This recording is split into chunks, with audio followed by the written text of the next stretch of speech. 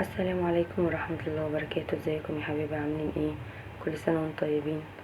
انا بقالي كتير ما بنزلش فيديوهات، فقلت اعمل معاكم النهاردة صينية بسيسة، اللي هي دي الذرة، كيكة الذرة.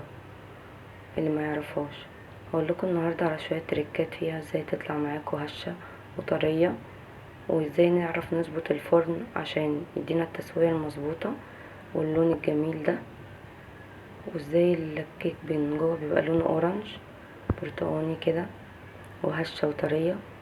نعملها بقى مع كوبايه شاي نفطر بيها الصبح، نديها للاطفال، فيها بروتين وكالسيوم مفيد ليهم. انا نزلت المقادير على الشاشه، متنسوش تعملوا اشتراك ولايك وشير عشان تدعمونا. هننزل بكل المواد السائلة الكبة او الخلاط اللي عندكم استخدموه. فانيليا، برتقان، روح البرتقان، برتقان اللي عنده، اللي ما عندوش يستبدلها بنص كوباية برتقان فريش، ويقلل اللبن يخليه نص كوباية. هنضرب كله لحد ما نتأكد ان السكر داب خالص مفهوش اي تكتلات. بعد كده هننزل بدقيق الذرة منخول عشان خاطر ما يشرقش، مش تحسوا ان انتوا لما تيجوا تاكلوها كده بيبقى فيها حبيبات بتشرق.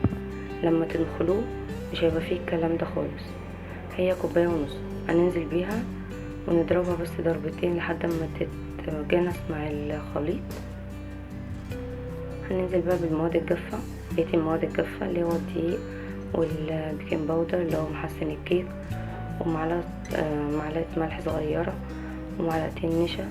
التركات كلها في النشا بقى.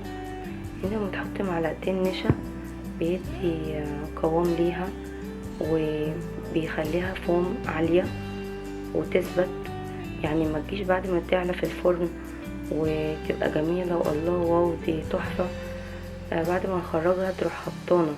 لا، معلقتين النشا بيثبتوهم وبيخلوهم محافظة على قوامها وارتفاعها الهشاشين بتاعها، وبتبقى جميلة. اما اللون بيتاخد من فانيليا البرتقال او عصير البرتقال، بيبقى شكلها حلو. في ناس بتحط معلقه كركم والكلام ده ملوش اي داعي خالص.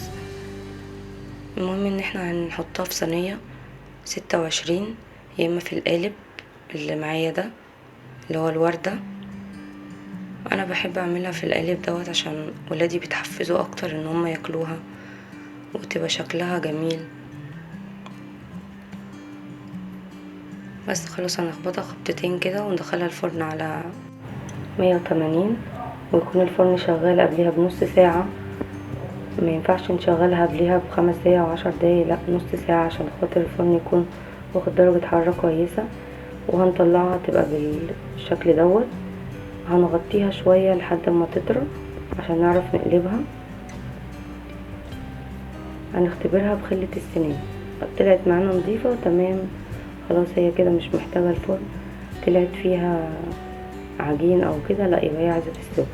بس هي 45 دقيقة تطلع كيكة تحفة ومستوية ومش محتاجة اي فرن.